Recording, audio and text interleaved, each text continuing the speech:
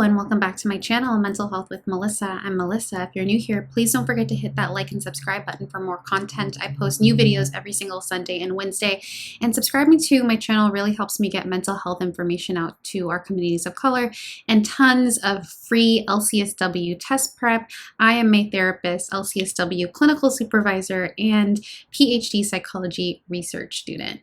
So before we get started, I wanted to again remind those that are new that I have a new support group that I'm facilitating coming up for mental health and behavioral health providers.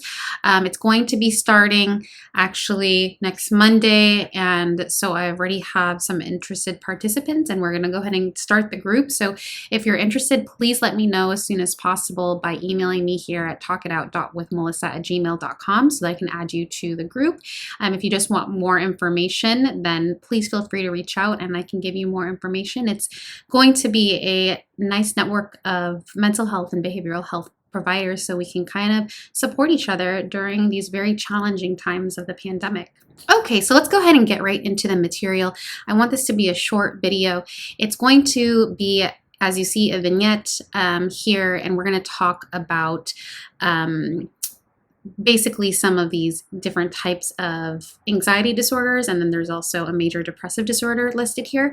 So I'm going to go ahead and read the vignette, but as always, if you're new here, please pause, read the vignette, choose the answer, and then compare it to the rationale that I provide so you can kind of test where you're at.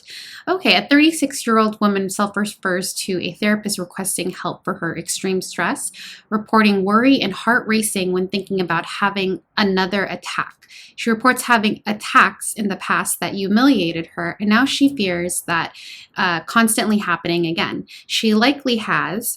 Okay, so she's experiencing some extreme stress. I'm going to mark up this vignette because often the answer is in the question or in the vignette itself.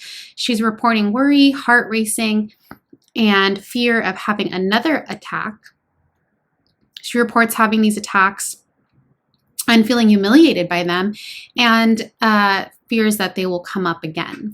So let's go ahead and go right into the options. Option A. So GAD is an acronym for Generalized Anxiety Disorder. So if you've been studying the diagnoses in the DSM-5, you know that Generalized Anxiety Disorder is a diagnosis that constitutes of having major and excessive worry and stress about things in life for the past 6 months, where you have symptoms such as heart racing, palm sweating, just excessive worry because of the multiple things in life that you're dealing with.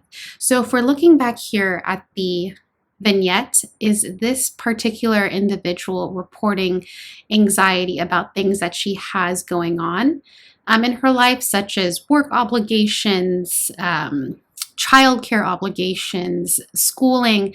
No, nothing like that. It looks like it's coming from the fear that the attacks are going to happen again. So let's go through the other options to rule this out.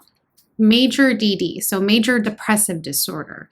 So there's nothing in here about extreme sadness, fatigue, anything about feeling hopeless. So that doesn't seem to line up with the criteria for major depressive disorder. So if you see, just having a general understanding of what some of these diagnoses symptoms come with, you can automatically start to rule them out. So because of that, let's start to cross these ones off. Option C, panic disorder. Okay, so we're getting somewhere now. Panic disorder. So if we know about panic disorder, we know that the major difference between panic disorder and generalized anxiety disorder is, again, generalized anxiety disorder is when there's excessive worry about multiple stressors that are going on in one's life. However, panic disorder is when somebody is having excessive worry about a panic attack happening again. So that's the main concern of panic disorder. So this word attack comes up and she's having the heart racing and extreme stress. So that seems pretty congruent with what panic disorder is. Let's look at option D, the last option. Option D, PTSD. This acronym stands for post-traumatic stress disorder.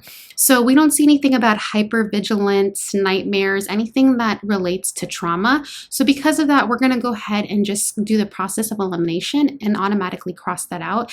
And our option, or our answer rather, is going to be panic disorder.